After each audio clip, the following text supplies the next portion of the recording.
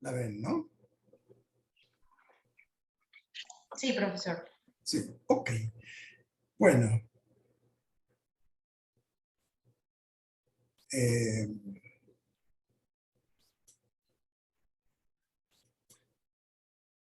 Lo que voy a hacer es usar más o menos una hora para cubrir el material en este PowerPoint y luego vamos a abrir para preguntas y respuestas. Así que si me permiten, voy a hacerlo de corrido y obviamente ustedes se anotan las preguntas que tienen a medida que las tienen y luego las contestaremos. Hace casi una década que el entonces gobierno de Panamá se sometió a una evaluación externa de su proceso y gerenciamiento presupuestal, y el informe publicado en el 2013 resaltó varias fortalezas que incluyeron buena información sobre la deuda pública y los registros de nómina de personal, por ejemplo. Pero las debilidades identificadas fueron muchas y graves, y por ende la nota asignada al país fue mala, incluyendo por subvaloración de adquisiciones y contrataciones públicas, incluyendo por la subvaloración en las estimaciones de ingresos del gobierno, defectuosa administración tributaria, falta de transparencia en los procesos de adquisiciones y contrataciones públicas, pobre control y seguimiento de los atrasos en los pagos adeudados, carencias de información que impiden el debido seguimiento de la ejecución presupuestal, auditorías internas que no se adherían a las normas del ejercicio profesional y falta de auditorías externas posteriores a las ejecuciones presupuestales.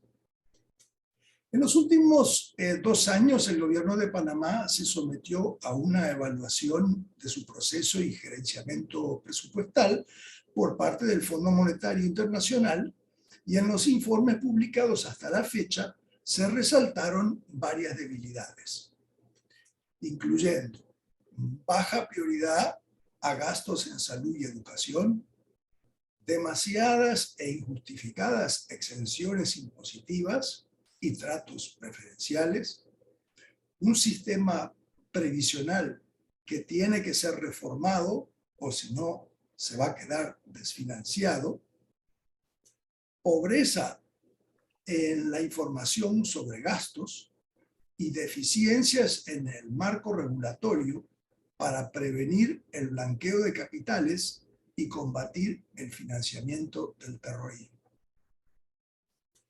Aquí vemos cómo Panamá está en la lista negra de jurisdicciones no cooperadoras en materia fiscal, según la Unión Europea, en la izquierda, y bajo la lupa del Grupo de Acción Financiera Internacional en el cuadro de la derecha.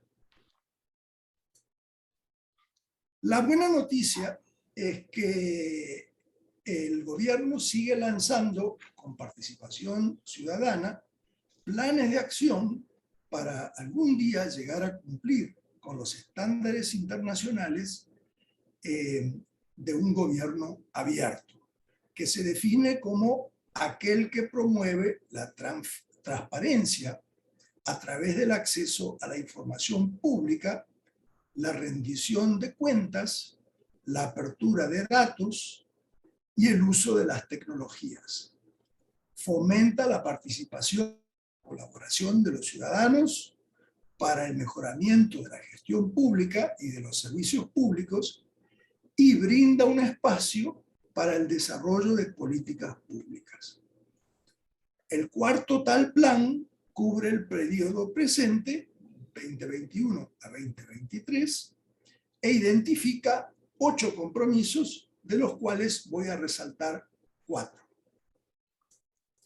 El primero es abrir aún más el proceso presupuestario, que sigue siendo en gran medida opaco, con poca participación de la sociedad civil y que todavía no incorpora la metodología recomendada por la OECD, el FMI y el Banco Mundial, contenida en la encuesta de presupuesto abierto, el Open Budget Survey, como se le conoce. El compromiso incluye adoptar la metodología de la encuesta de presupuesto abierto con 8 documentos básicos a publicar, de los cuales se priorizará la publicación del presupuesto de la gente, el Citizens Budget, como se le conoce internacionalmente, y de una revisión presupuestaria de medio año durante los próximos meses. El compromiso contiene medidas para mejorar vuestra capacitación para que ustedes puedan incidir proactivamente en el proceso presupuestario. Y me olvidé de comentarles que esta presentación de PowerPoint va a estar disponible para todos, de manera de que no se tienen que preocupar de tomar notas a menos que quieran hacerlo. El segundo objetivo es comenzar a implementar procesos de contrataciones abiertas que fortalezcan la disponibilidad y uso de los datos sobre compras públicas y comenzar a rendir cuentas por los proyectos de infraestructura pública. Se publicará más información sobre las contrataciones públicas en formas más completas y accesibles para que personas como ustedes puedan usar esos datos para realizar auditorías propias. El tercero involucra aumentar la participación ciudadana en cuestiones presupuestarias, porque su ausencia ha resultado en corrupción, el gasto público en beneficio de pocos y el aumento del clientelismo político. Esas no son mis opiniones, eso es lo que está en el plan. El compromiso es generar las capacidades necesarias en los estudiantes para su formación y capacitación cívica usando una plataforma virtual para así facilitar su participación en los asuntos públicos. Se crearán oportunidades para influir en la toma de decisiones presupuestarias a través del uso de la tecnología por parte de los estudiantes. El cuarto objetivo es mejorar los sitios de Internet del gobierno para que se cumplan con los estándares internacionales de accesibilidad para los discapacitados. La idea también es facilitar y motivar mayor interés por parte de los discapacitados en aportar posibles soluciones a sus problemáticas. Recientemente, el Banco Interamericano de Desarrollo publicó un manual con los marcos regulatorios y legales aplicables en el caso de Panamá para las consultas públicas bien hechas. Y en él se resalta que las experiencias de otros países demuestran que la participación ciudadana en cuestiones presupuestarias es muy positiva. Las consultas públicas realizadas luego de acciones de información y de diálogo resultan más eficaces porque permiten entablar diálogos que anticipan conflictos y o resuelven aspectos relacionados con el tema principal. Aquí están listados los objetivos deseables de todo presupuesto y los voy a leer. Primero, que los ingresos y gastos sean conducentes al equilibrio macroeconómico y al crecimiento económico. Segundo, que el uso de los recursos públicos sea congruente con los planes y prioridades de gobierno que surgen del proceso democrático. Tercero, que los recursos públicos se usen eficientemente para fines como programas sociales e inversión pública.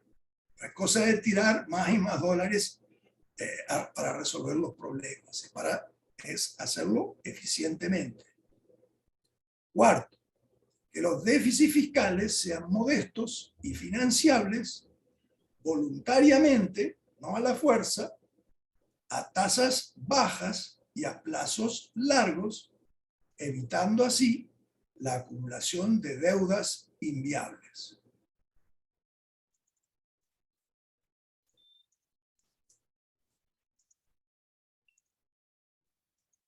El ciclo presupuestario es el proceso que llevan a cabo los gobiernos para definir el monto y destino de los recursos públicos, incluso para los tres poderes del gobierno central, ejecutivo, legislativo y judicial, las agencias, las empresas, los bancos del Estado y las transferencias a los gobiernos provinciales o municipales, según el caso. El ciclo incluye las 4 etapas señaladas aquí. Primero, la formulación, el proyecto de presupuesto y la programación del presupuesto. Eso está a cargo del Poder Ejecutivo. Segundo, su consideración y aprobación por parte del Poder Legislativo a través de un proceso de negociación entre el Ejecutivo y el Legislativo y dentro del Legislativo.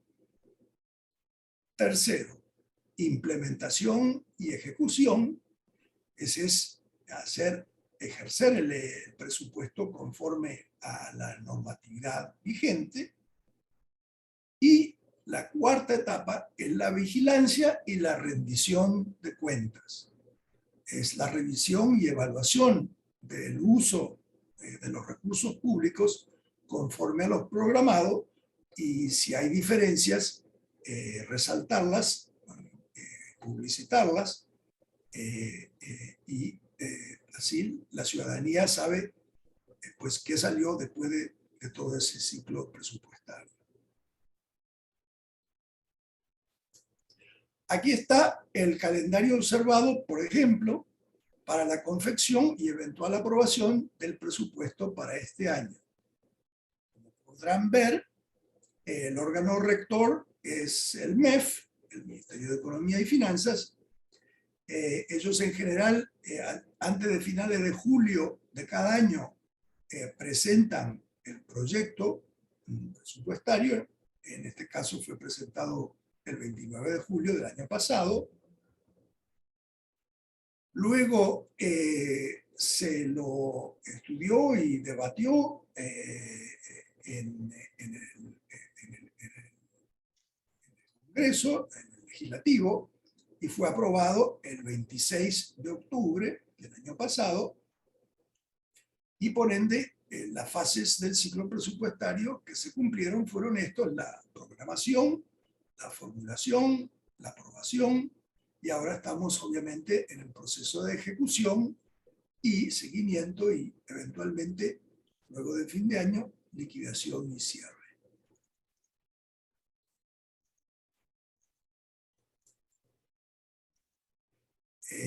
Como ustedes verán, el presupuesto para este año que se propuso alcanzó los 25.000 millones de dólares, por en Balboa, pero creo que todo el mundo habla de dólares porque saben que detrás de la Balboa están los dólares.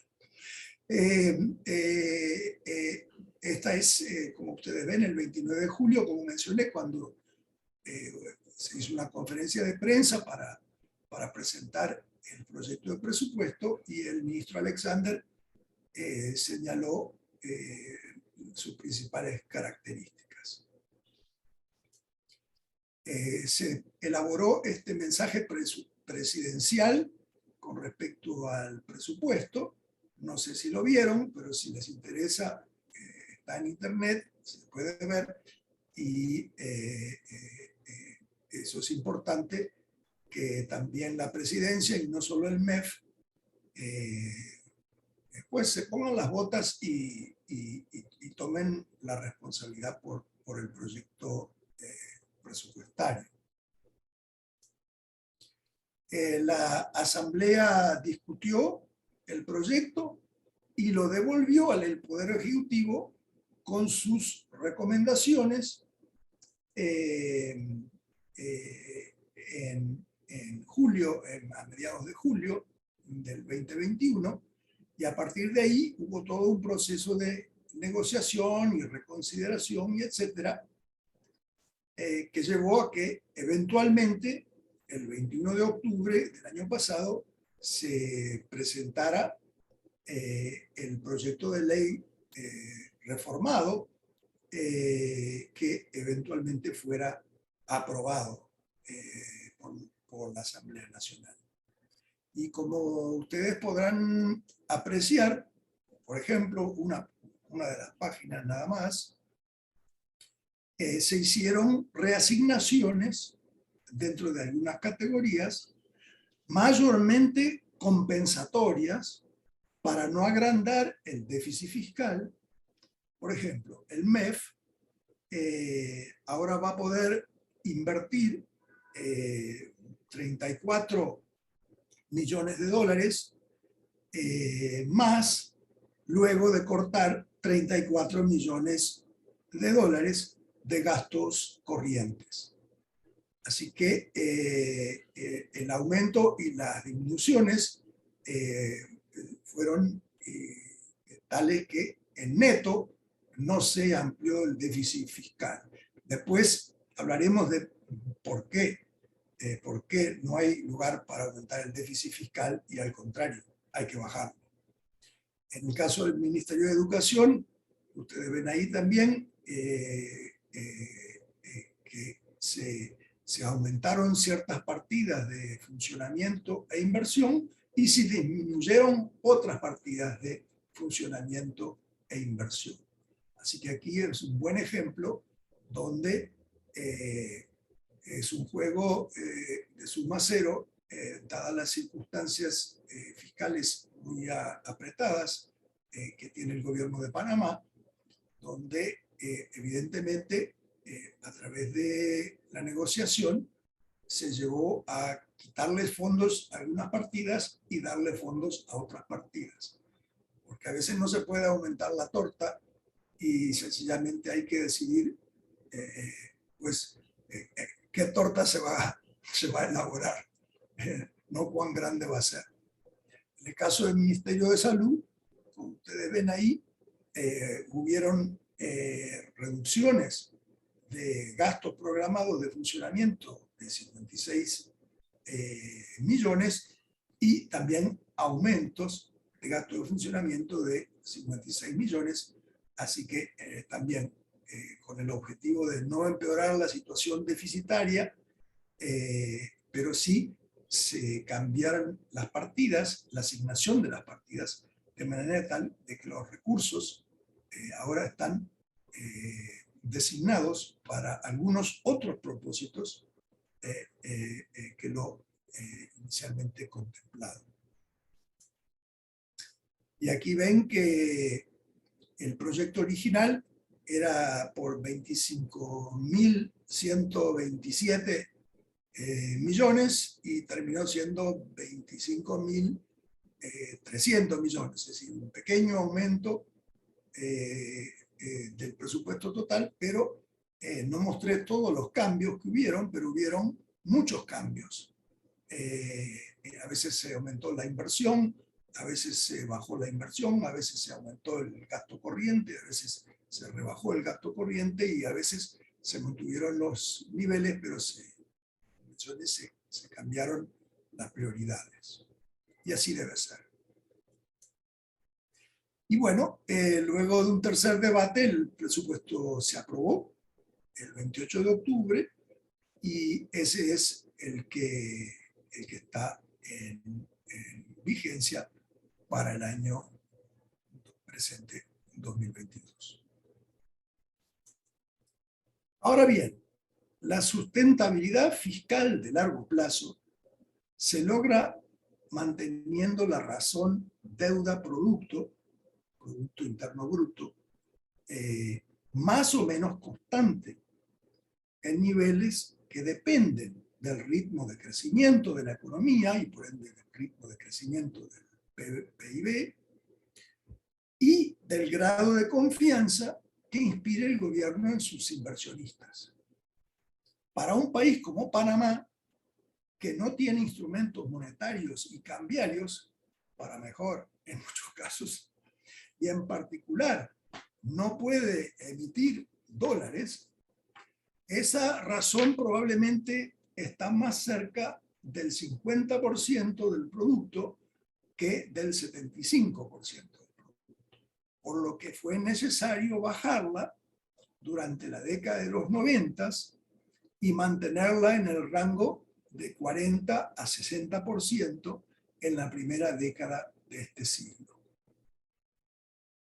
Ustedes ven ahí, en 1990 esa razón estaba por encima del 100%, Panamá no tenía buen comportamiento fiscal, no tenía altas calificaciones, vamos a hablar de eso ya después, y tenía poco acceso a fondos voluntarios, especialmente en el exterior, entre la comunidad de inversionistas de los fondos de inversión. Así que por una serie de años hubo que o aumentar los ingresos o reducir los gastos, o por lo menos mantenerlos a raya, mientras que el Producto Bruto aumentaba con un mejor clima de negocios y de inversión, y eso fue lo que fue bajando la razón de alrededor de 110% en 1990 a un poco menos del 60% y luego inclusive más bajo a un nivel de un 40%. Y ahí ustedes ven lo que pasó en el 2020, 2021, vamos a hablar de eso después. Entre paréntesis, ya pronto voy a terminar, así que vamos a tener mucho tiempo para preguntas y respuestas.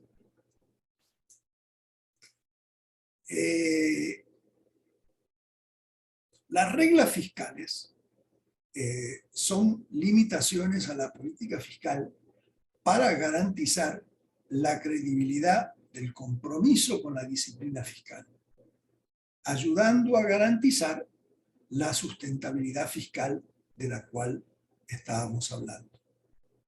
Al establecer límites numéricos sobre un elemento presupuestario clave, como por ejemplo el nivel de deuda pública o el nivel de déficit fiscal o el crecimiento del gasto público, dichas reglas son útiles para promover políticas fiscales más prudentes, obviamente si el gobierno de turno trata de cumplirlas.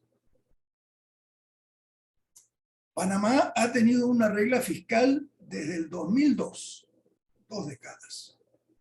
Pero aún antes de la pandemia del 2020-2021, ella fue modificada múltiples veces, como ustedes ven ahí, permitiendo déficits fiscales más altos y más acumulación de deuda de lo inicialmente contemplado, por lo que ha perdido parte de su credibilidad.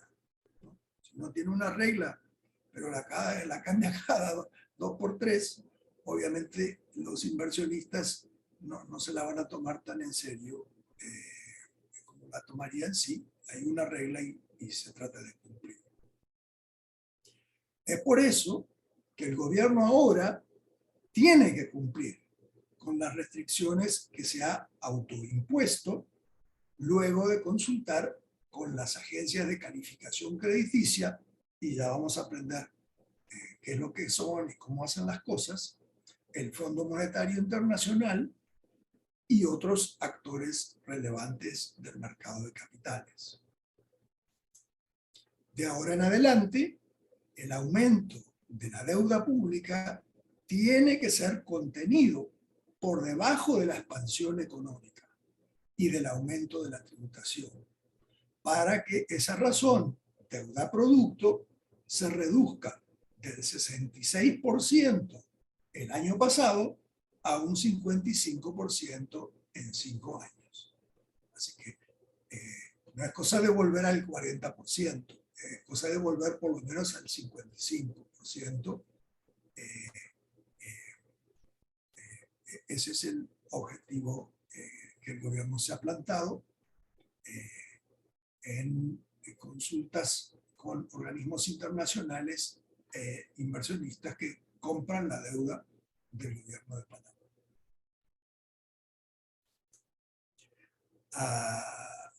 Ahí ustedes ven cómo fue modificada la regla fiscal en octubre del 2020.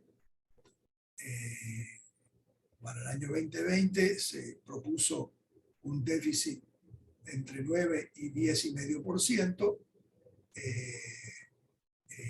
El 21 entre 7 y 7,5%. Y la idea es que baje a 4% este año y eventualmente a 2% y se mantenga ahí. Esa fue la visión en el primer año de la pandemia.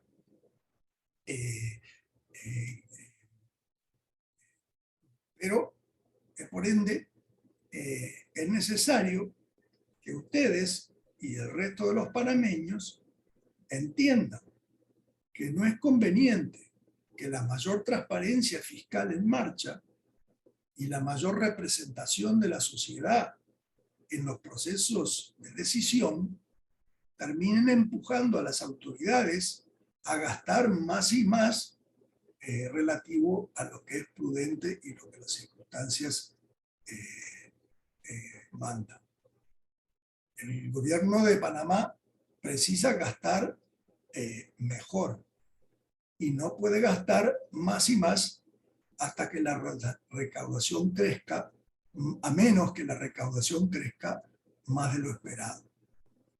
Si la mayor participación ciudadana se traduce en más y más pedidos de mayores gastos, se perjudicará la solvencia fiscal y se afectará el por ahora fácil y barato acceso que el gobierno tiene para el financiamiento de sus déficits crónicos.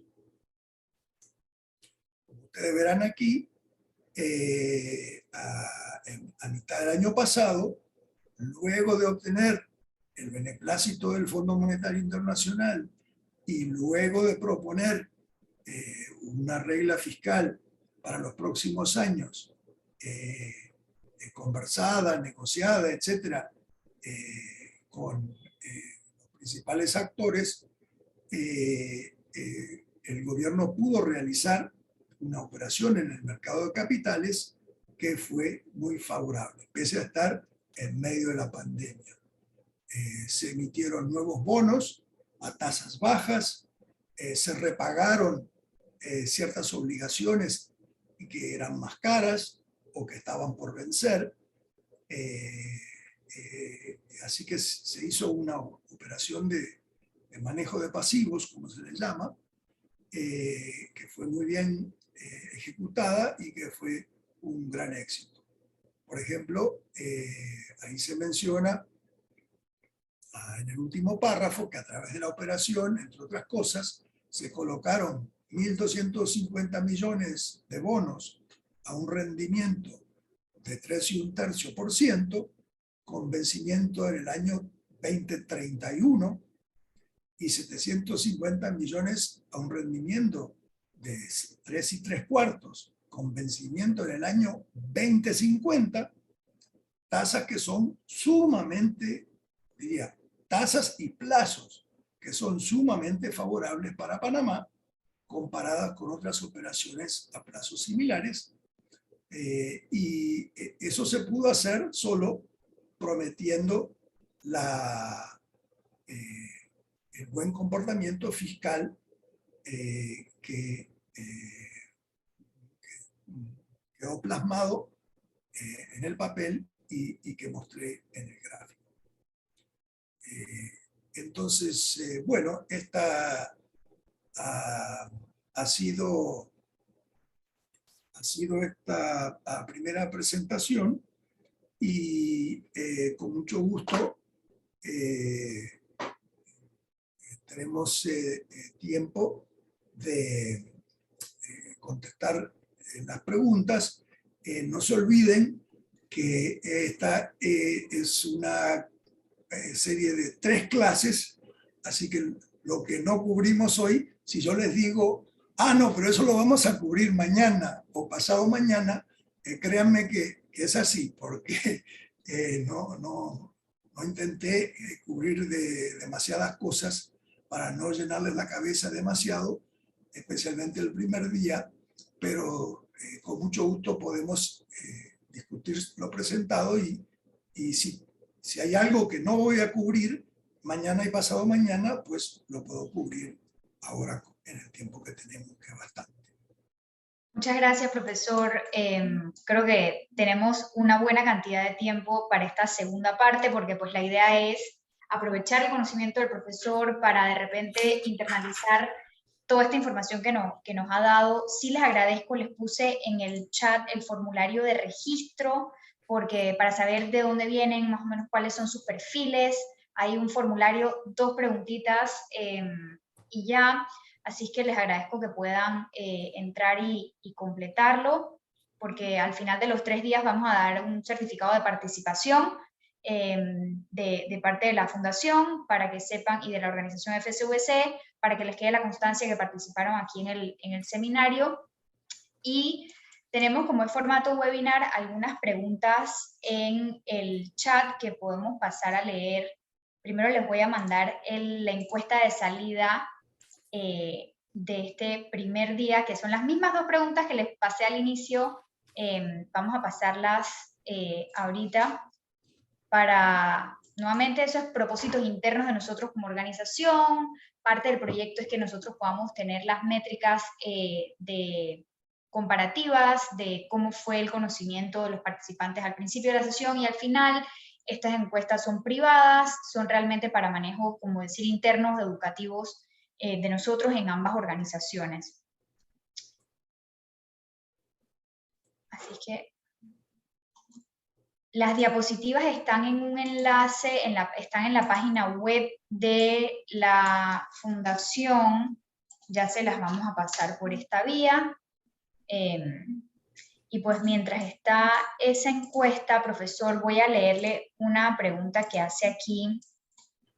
Tengo aquí una pregunta de Carlos Iglesias. Dice, ¿cómo pretende reducirse la relación deuda-PIB si se incrementa el presupuesto año a año y sobre todo en el incremento de las planillas? O sea, ¿cómo se concilian de repente esos 2 conceptos? No hay problema. Voy a poner el gráfico nuevamente. El gráfico.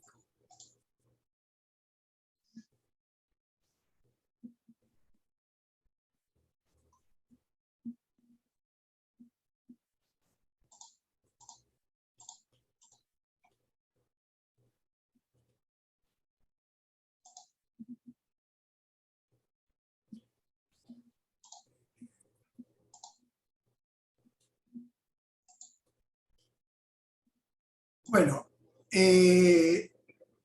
toda razón tiene un numerador y un denominador.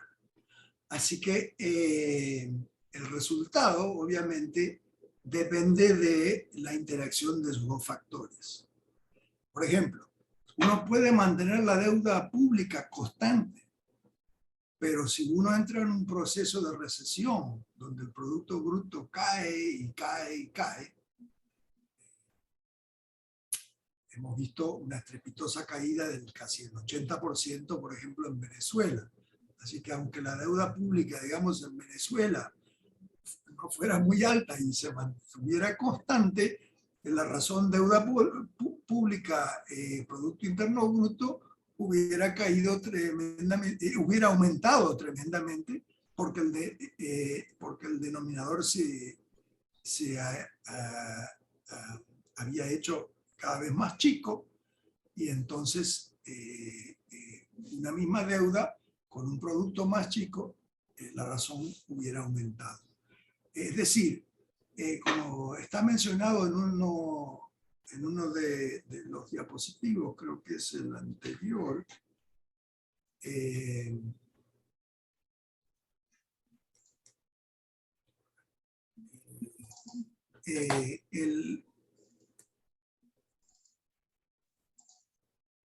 estoy compartiendo, sí. Sí, perdón. Lo que Panamá, lo que ayudó mucho en algunos años de mayor déficit a que la razón deuda pública a producto se quedara igual como en esos años, por ejemplo, del 2002 al 2006, o entre el 2011 y el 2018, fue que el Producto Bruto creció mucho. Ustedes recordarán que hubieron años donde el Producto Bruto de Panamá crecía al 6, 7, 8%. Entonces, si hay más ingresos y crecen a ese ritmo, y los ingresos no solo del sector privado, sino los ingresos del sector público, del gobierno, a través de impuestos en particular, si esos recursos aumentan a esas tasas tan asiáticas, por así decir, entonces la deuda pública, con tal de aumentar al 3 o 4 o 5, ¿no? La razón deuda-producto bajaría. Solo en el caso de que el producto aumentara, por ejemplo, 8% y la deuda 8% también, se quedaría constante. Entonces,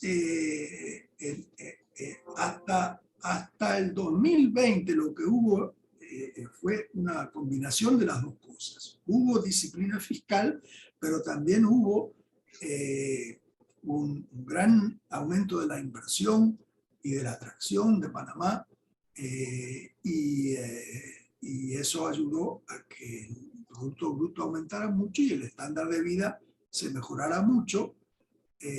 Panamá es uno de los muy pocos países de América Latina cuyo estándar de vida convergió hacia los estándares de vida de los países más avanzados. La mayor parte de los países de América Latina en los últimos 20 años o no han convergido o se han quedado más atrás de lo que estaban. Chile, por ejemplo, fue otro país que también tuvo unas tasas de crecimiento espectaculares por unos cuantos años, y eso le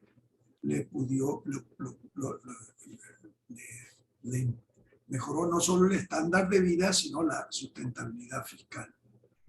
Entonces, no sé si le contesté la pregunta, Carlos, pero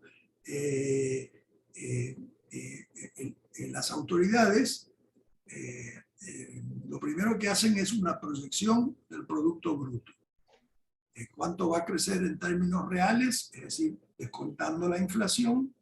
¿Cuánto va a ser la inflación? Porque la inflación también pues infla el Producto Bruto. Esta no es, acá tenemos valores nominales en el numerador y en el denominador. Así que este no es el Producto Bruto real o deflacionado, es el Producto Bruto nominal que resulta de la inflación y el crecimiento real. Es decir, suponga usted que la inflación es 2% y el crecimiento real sea el 3%, ese PBI aumenta un 5 y pico por ciento, ¿verdad? Entonces, lo que primero hace el gobierno es hacer una estimación del crecimiento del producto. Y ahí es donde puede entrar un primer error, ¿verdad? Ellos pueden proyectar, por ejemplo, que el producto va a crecer, el producto nominal va a crecer al 8%, pero resulta que crece solo al 5% o al 3%, o hay una recesión.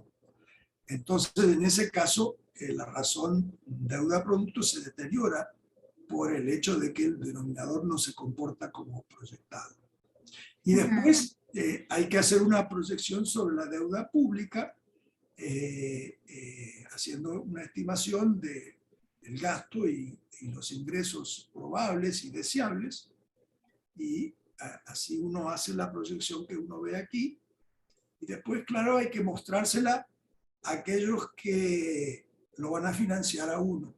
Hay que mostrársela al Banco Mundial, al BID, al Fondo Monetario, a los fondos de pensión, a los hedge funds, a la gente acaudalada que compra bonos de Panamá, etcétera, y ver qué les parece. Hay muchos gobiernos que hacen ese tipo de presentación, estamos pensando esto, etcétera, y en parte así surge la propuesta presupuestaria que después ellos se entregan al Poder Legislativo. Muy interesante, profesor. Tenemos varias preguntas más en el chat. Pregunta Facundo Clua.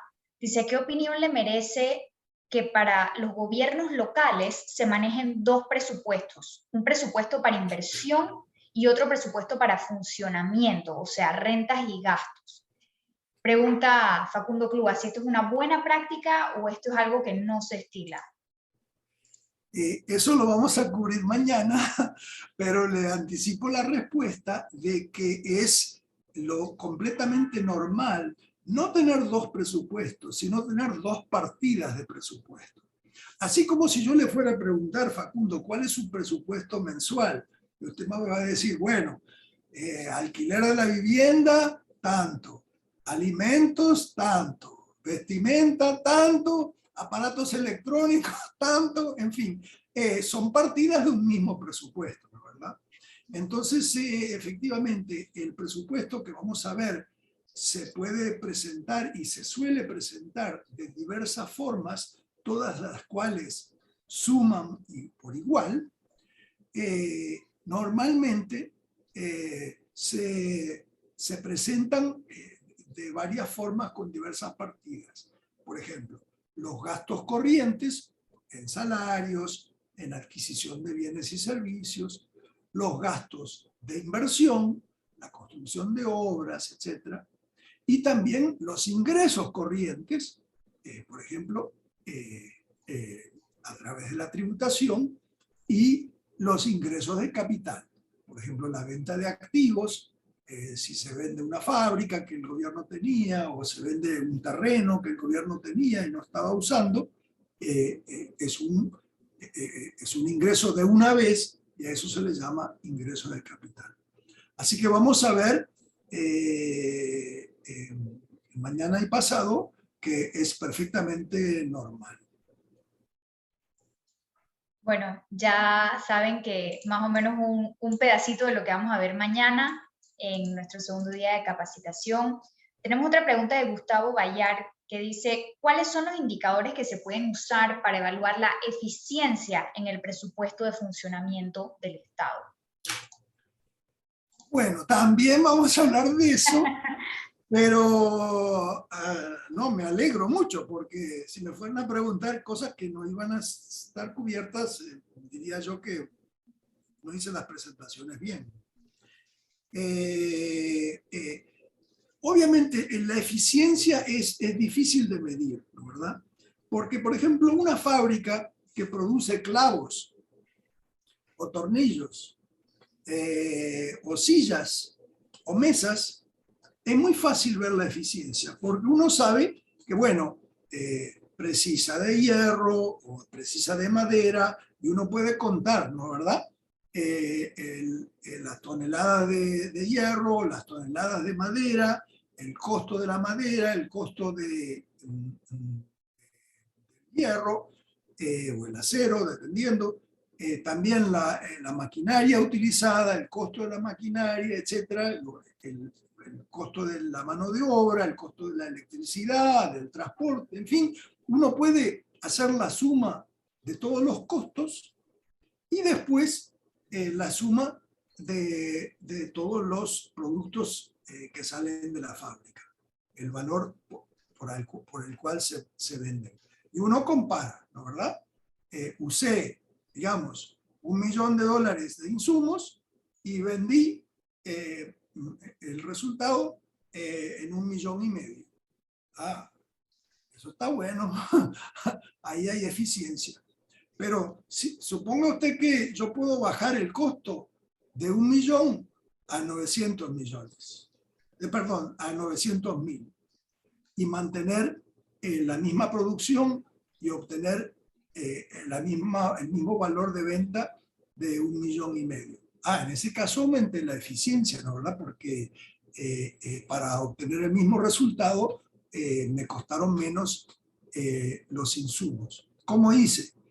Bueno, negocié con la compañía de electricidad para pagar una tarifa menor, o obtuve una exención tributaria del gobierno porque me debían un favor y me lo cobré, o pude negociar con el importador del fierro para que me dé un descuento por el volumen, etc.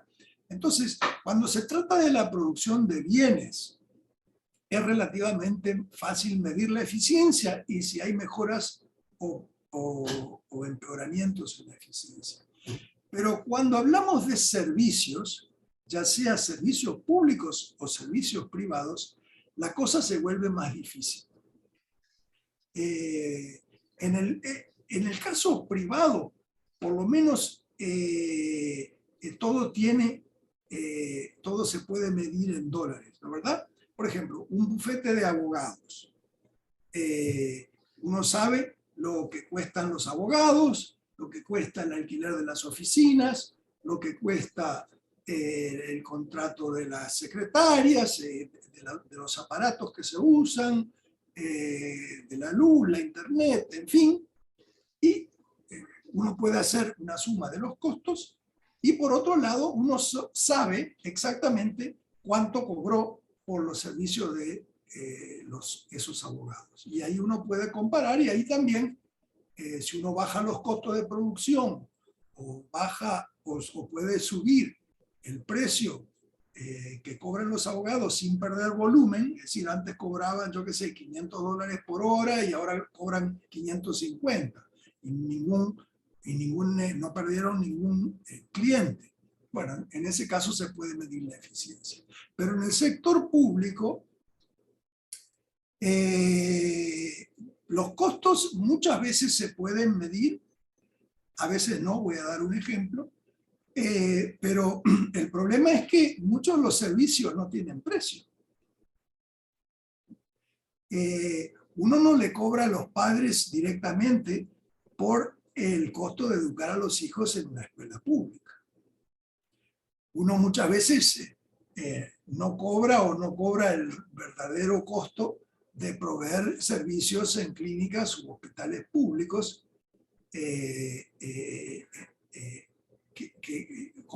como lo haría una clínica privada. Uno puede medir cuánto cuesta el ejército o cuánto cuesta la policía, pero medir sus resultados también es difícil porque, como digo, la policía no le cobra a uno por responder a un llamado telefónico o tratar de resolver un crimen. No se le cobra al ciudadano. Entonces, es muy difícil de medir la eficiencia cuando o falta el costo, falta la medición del costo de los insumos o del precio de los servicios. El caso más clásico, obviamente, eran los países comunistas, porque en ese caso los precios, muchas cosas no tenían precio. Por ejemplo, a usted le dejaban vivir en un apartamento. Ellos le decían en qué apartamento. Usted no podía elegir ni la ciudad, ni el tamaño del apartamento, ni nada. Si usted va a Cuba hoy, lo puede ver todavía en marcha. La gente vive donde le dicen que tiene que vivir. Y si usted tiene muchos hijos, le dan un apartamento más grande, y si usted no tiene hijos, no le dan un apartamento más grande, en fin. Y entonces, en un sistema comunista, el sistema de precios no funciona, porque muchos de los insumos no tienen precio y mucho de lo que se vende o se provee al consumidor tampoco se le pone precio. Entonces, ¿qué pasa? Los regímenes comunistas son famosos por la ineficiencia que siempre tuvieron. Y en gran parte es por eso, porque si la gente no sabe lo que las cosas cuestan y no paga por lo que compra y etcétera, ¿no? Tienen un racionamiento, uno va a la tienda y este mes no le toca azúcar. Okay. En fin, si es así, si es una asignación de recursos sin precio, entonces es muy difícil medir la eficiencia. Y eso es lo que finalmente tiró para abajo a muchos de los regímenes comunistas, porque la gente estaba insatisfecha, porque siempre había escasez. ¿Y por qué había escasez? Bueno, porque las cosas no tenían precio, entonces la demanda era infinita y la oferta era muy finita. Y siempre había un desequilibrio ahí de que las cosas siempre faltaban, ¿no? Entonces, se pueden hacer estimaciones. Por ejemplo, se puede estimar lo que vale el servicio proveído por el cuerpo de bomberos. Se puede estimar cuál es el beneficio que da un maestro. Se puede, ¿no?, hacer una estimación, ponerle un precio a esa educación o a esa salud o a esa seguridad que uno obtuvo. Pero es difícil. Es difícil, pero vale la pena hacerlo, porque si no, uno no sabe, si no es como vivir en un régimen comunista, ¿no? Donde uno no sabe lo que valen las cosas, no las valora y tampoco tiene ningún incentivo para proveer un mejor servicio. Si usted le paga al bombero o al policía, al maestro, lo mismo, no importa si están sentados en la comisaría o en el cuartel de bomberos o están sentados en la clase no haciendo sus tareas, que si hacen las tareas, entonces es un gran problema. Así que por eso que no es buena idea, por ejemplo, de que los gobiernos se metan en cosas que el sector privado puede hacer. Porque si se ponen a tener empresas y a tener bancos y a hacer negocios, etcétera, lo van a hacer mal, porque como no tienen incentivo de rentabilidad y no tienen responsabilidad ante accionistas, etcétera, en general, las empresas públicas en todos los países son mucho menos eficientes que las empresas privadas, ¿no? Entonces, muchos gobiernos aprendieron la lección o privatizaron empresas o nunca se metieron en cosas así y por eso hay muchos, ciertamente, economistas que habiendo visto los desastres por el mundo, recomiendan tener los gobiernos más chicos y más eficientes posibles. Mejor tener 5 objetivos que 15 objetivos para tratar de lograr los menos que uno tenga. Y es justo con esa respuesta, profesor, nos ha respondido dos preguntas y comentarios que había en el chat, que voy a leerlos como para enriquecer también el debate. José Jauregui mencionaba: si sabemos lo difícil que es medir la eficiencia de los gobiernos, ¿estos no deberían ser un gobierno limitado a funciones específicas? Por ejemplo, la pandemia nos hizo caer en el PIB a niveles del 2015, pero el gasto ha seguido aumentando. ¿No está siendo ineficiente el gobierno queriendo gastar más de lo que tiene y cargándole más deuda a los ciudadanos? Esto en la empresa privada sería ineficiente y probablemente quebraría. Yo creo que ya pues usted nos ha, como decir, hasta cierto punto acuerpado un poco ese comentario, ¿no? Y Carlos Iglesias señala, los costos de los servicios están en las estadísticas del Boletín de la Contraloría General de la República. Hace unos años se hizo comparando una escuela privada en Tocumen, que es un área en Panamá, con una escuela pública en secundaria, y la diferencia era abismal. Salía más barato darle una transferencia que realizarlo como se hace actualmente. O sea, me imagino que transferirle ese dinero al padre de familia para que esté en una escuela privada versus lo que cuesta operar en la parte pública. Tenemos otra pregunta en el chat de Celerino Juan Luis Rivera Ruiz, que dice, buenas tardes, ya que Panamá no tiene banco central y técnicamente no podemos vernos afectados por una devaluación monetaria, ¿cuáles pueden ser las consecuencias para el ciudadano común si el gobierno no tiene una disciplina fiscal adecuada y si comienza a gastar más y la economía no crece a niveles esperados? Sí. Bueno, en primer lugar quiero resaltar que aquí hemos vivido un caso de eficiencia, ¿no? Porque contesté 3 preguntas a la vez. Así que ahí ven, ¿no? Medimos el tiempo y medimos... Ok, ahora en cuanto sí, eso de no tener moneda propia es una bendición y es una maldición, ¿no? Hay muchos países que no tienen moneda propia, todos los europeos que están ahora en la zona del euro, España, Italia, Francia, Alemania, en fin, no tienen moneda propia.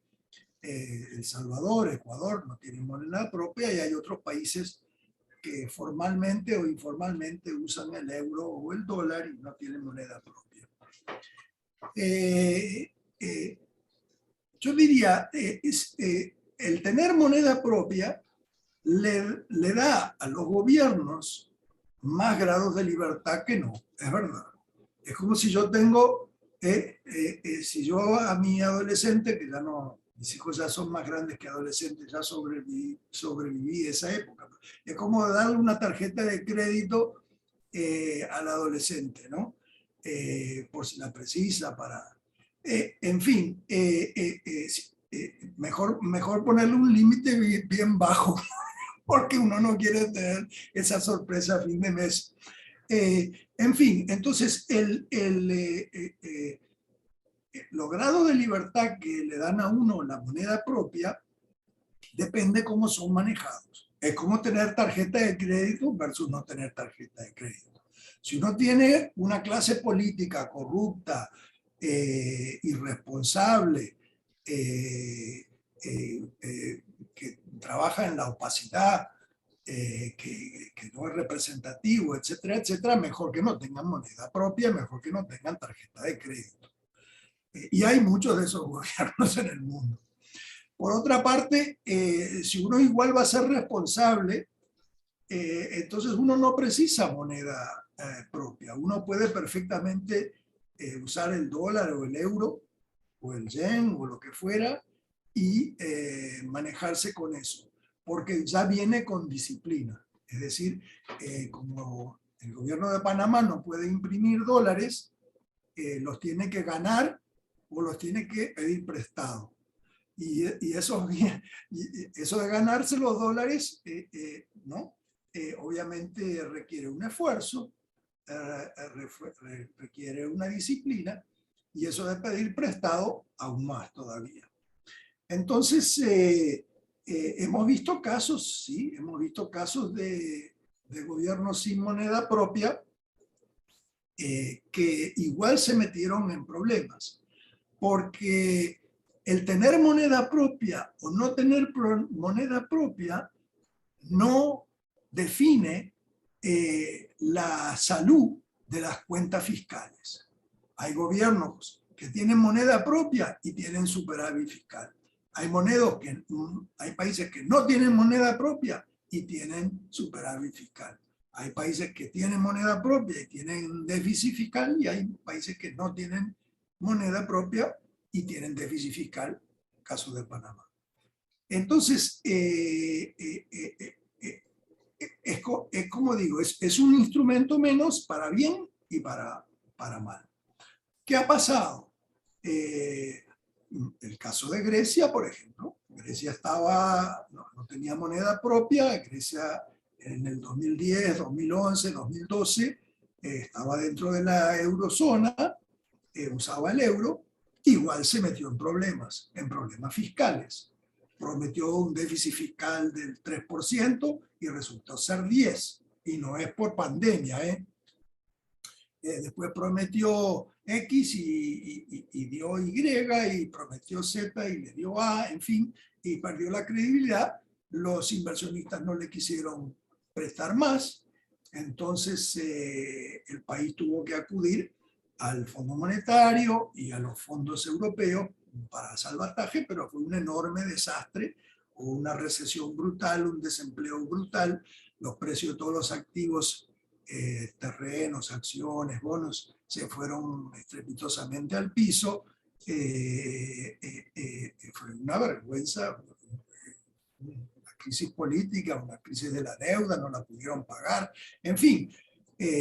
Así que por eso la disciplina fiscal es necesaria, especialmente cuando uno no tiene una moneda propia, pero también en general.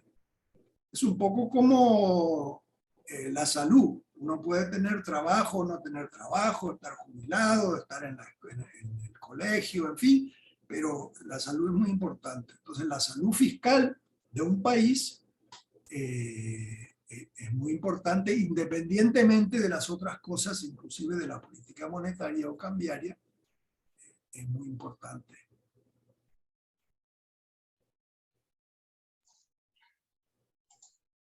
Sí, la verdad es que fue una respuesta muy que engloba muchas cosas.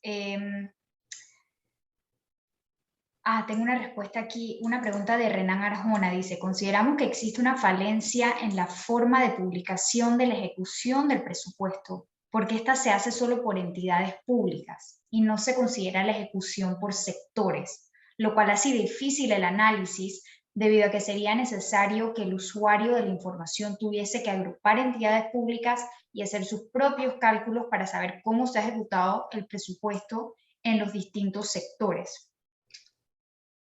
Bueno, vamos a hablar mañana de las diversas formas de presentar el presupuesto y también el jueves. Y,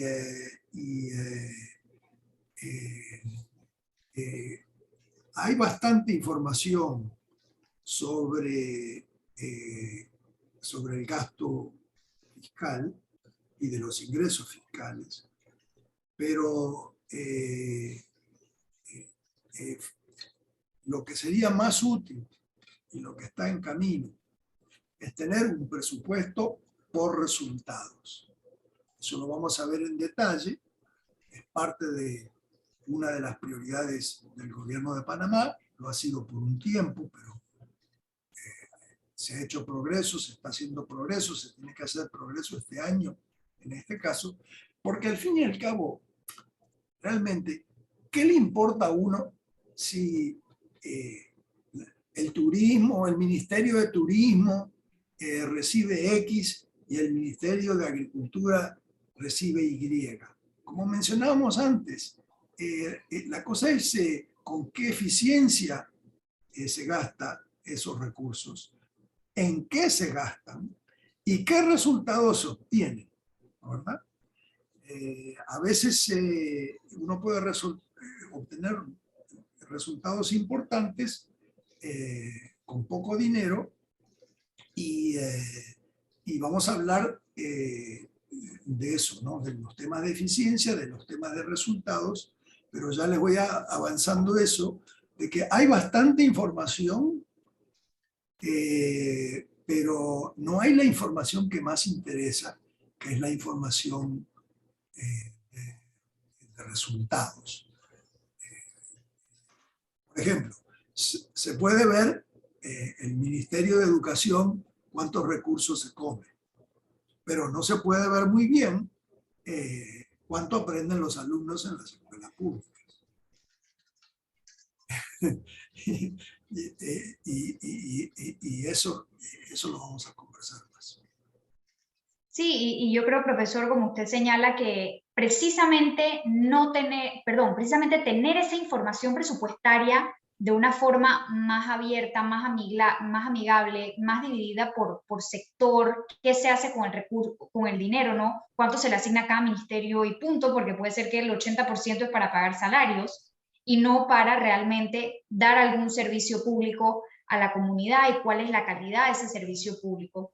Y yo creo que tener esas informaciones y pensando de repente como las organizaciones de sociedad civil, tener esa data que hoy en día no tenemos porque el Ministerio de Economía no la presenta al país de esa forma, nos ayudaría a nosotros en nuestro trabajo de activismo y de incidencia en políticas públicas, porque nos permitiría saber mejor dónde están los recursos, dónde están las falencias, cuánto se recauda, por ejemplo, de las multas que se ponen por casos de deforestación y dónde van esos recursos, si van realmente para lo que dice la ley que van o simplemente van a pagar más salarios o pintar oficinas o comprar flores para el despacho del ministro de Ambiente.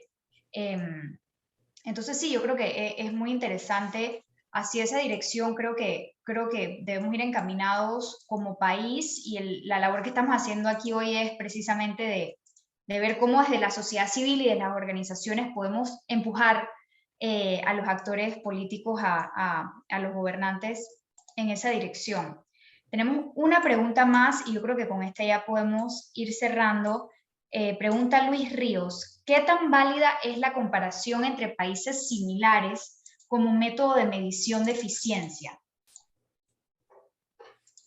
Bueno, el jueves vamos a hablar de ciertos estándares internacionales y de ciertas comparaciones que se pueden hacer, pero no de eficiencia del sector público. Eso, como digo, es muy difícil hacer dentro de un país, ni que hablar comparando países entre sí. El tipo de información que hay, por ejemplo, es que, por ejemplo, hay un examen, el llamado PISA, hay un examen que estudiantes de muchos países toman cada 3 o 4 años.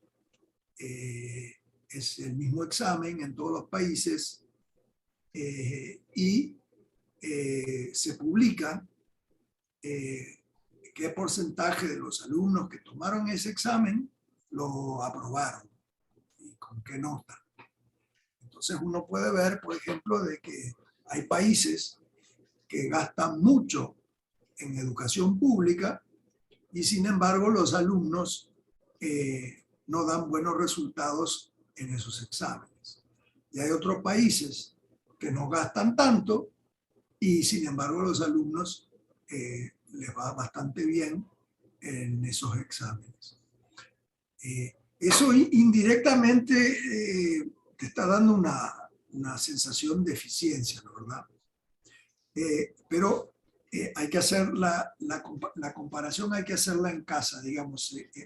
Uno tiene, por ejemplo, la estadística de ese examen y después hay que ver exactamente qué alumnos tomaron el examen, si se pueden separar los alumnos de las escuelas públicas de las escuelas privadas. Si no se puede separar, entonces no se puede hacer una buena comparación manzana con manzana. En fin, hay ciertas cosas.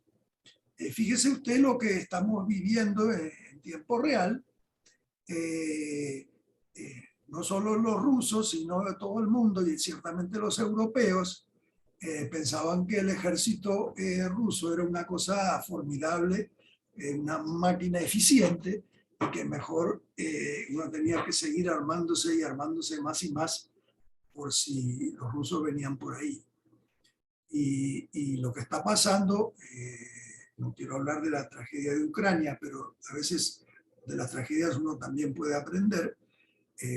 Hoy por hoy los países europeos y Estados Unidos y otros países están mirando lo que está pasando en Ucrania y dicen, ese ejército no es muy eficiente. Saben cómo destruir edificios de apartamentos y hospitales y escuelas, pero no saben cómo conquistar terreno, ni que hablar de conquistar corazones. Entonces, bueno, sobre eso, por ejemplo, la eficiencia de las Fuerzas Armadas, no hay muchos datos, es muy difícil. Uno puede tener estadísticas, ¿no? Yo qué sé, de la calidad de cómo tiran al blanco, los soldados, en fin, pero uno nunca sabe hasta que están en batalla. Así que, como decía, hay muchas cosas que en parte porque no tienen precio o en parte porque no hay buenas medidas o en parte porque no hay muchos datos, es muy difícil. Pero, por ejemplo, tomemos un caso de la criminalidad. En muchos países, durante los últimos 2 años, ha aumentado mucho la criminalidad. Entonces uno se pregunta, ¿es por ineficiencia de la policía? ¿Es porque hay mucha gente desesperada? ¿Es porque es una cosa compleja? Decir de que la policía, que era eficiente hasta el 2019, y de repente, ¿será que no fue muy eficiente en el 2020-21 y por eso la criminalidad aumentó?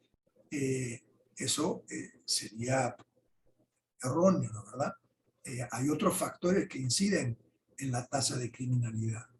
Así que ese es un ejemplo de que es muy difícil ver. Hay estudios en marcha al respecto, pero